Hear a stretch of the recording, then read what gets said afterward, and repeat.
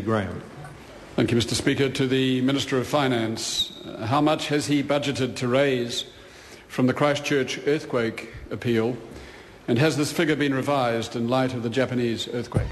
The Honourable Bill English. Mr. Speaker, we haven't budgeted on any money from the Christchurch Earthquake Appeal simply because it has been set up as a charitable trust and it's not intended to substitute for core government responsibilities or to replicate the emergency relief support provided by government or other charitable agencies. It may end up addressing the gap between the core government and other charitable agencies, so we're not counting on any cash from it. Kennedy Graham. If the government is not counting on any particular amount and essentially has no idea how much is going to come, and given that the Crown's bill is likely to be close to $10 billion, why is he not actively considering a temporary levy on income as a way to cover the massive shortfall?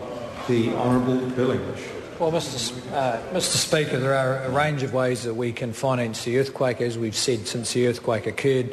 In the first place, we need to get better information about what those costs will be, because the ranges given often $2, $3, $5 billion ranges, and then we'll be considering whether the government is going to fund those costs by taking on more debt or reprioritising its spending.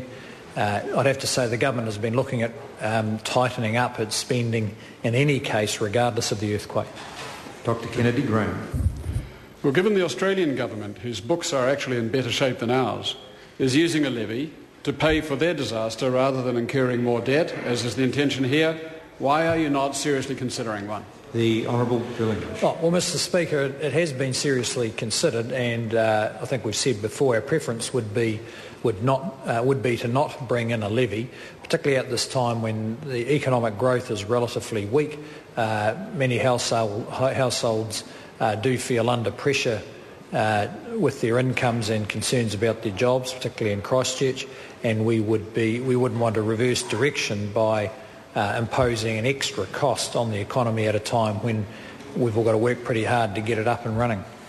Question number 9, Joe Goodhue.